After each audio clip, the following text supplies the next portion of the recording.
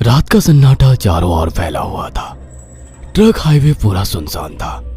चारों ओर ठंड से हाड़ कपा देने वाली ठंड चल रही थी। हाईवे के चारों ओर घना जंगल था। उसी हाईवे पर एक मर्सिडीज दौड़ रही थी। उसमें 3 लोग सवार थे, राहुल, निधि और उनकी 10 साल की बेटी तानिया।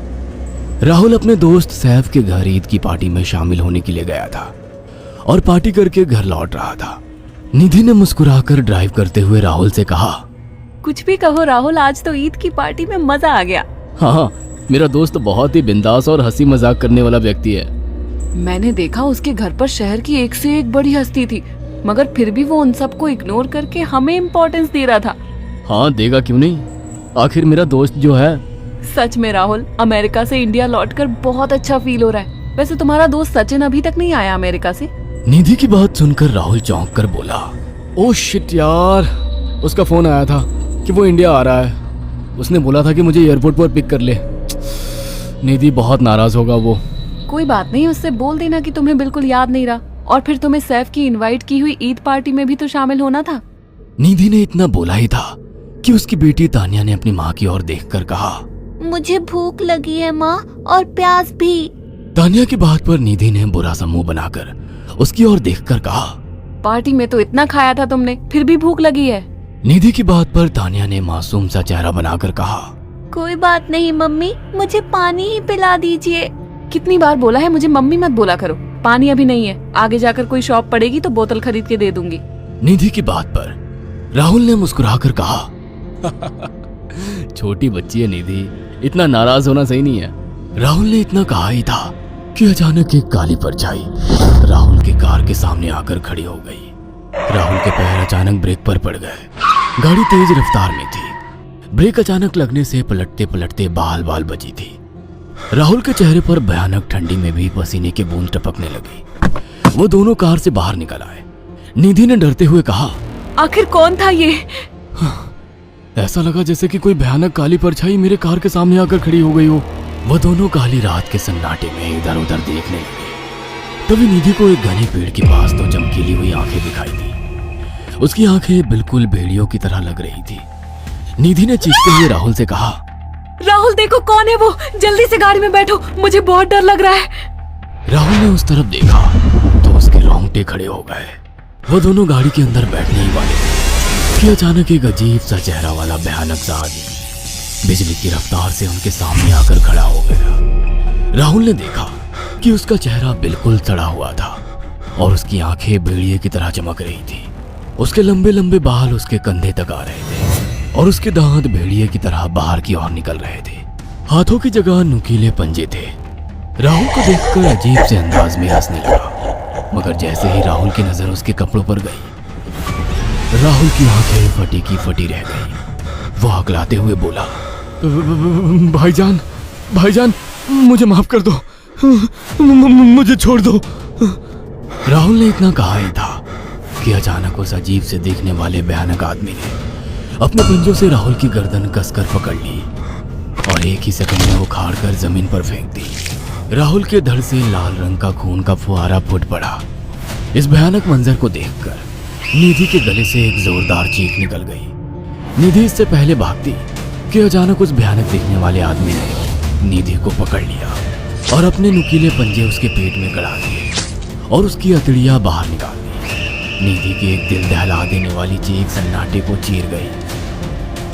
अचानक हवा का एक बवंडर उठा और वो भयानक सा दिखने वाला व्यक्ति देखते ही देखते बवंडर के साथ गायब हो गया। तानिया ने डरते डरते निधि के मोबाइल से पुलिस और सैफ को बुला लिया और कुछ ही देर में वहां चारों ओर पुलिस की गाड़ियां थी।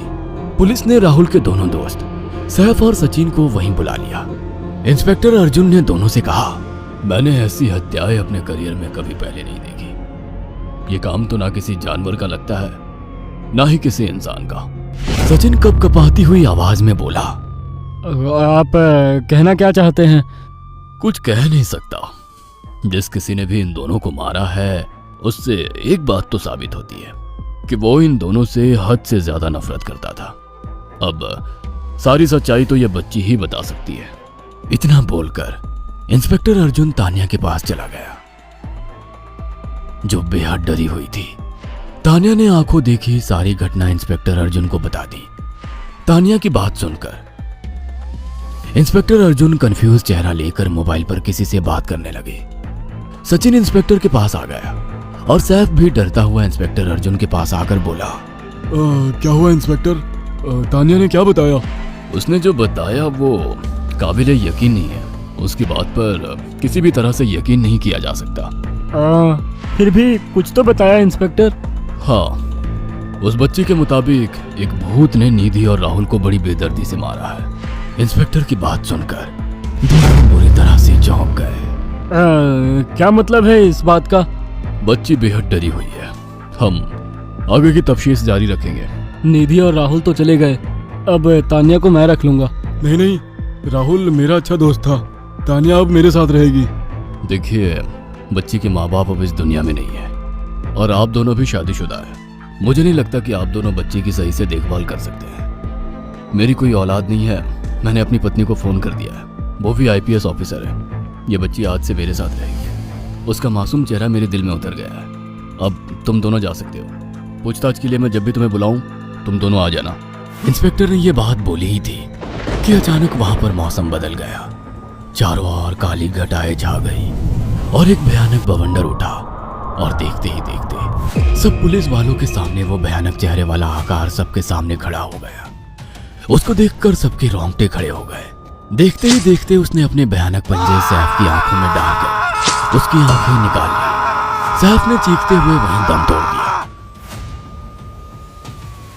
उस भयानक आदमी को देखकर सचिन उसके पैरों पर गिर गया। तुम तो भाईजान से कपड़े पहने हो। मैं समझ गया, तुम भाईजान हो। मुझे माफ कर दो भाईजान, मुझे यहाँ से जाने दो। मैंने कुछ नहीं किया था।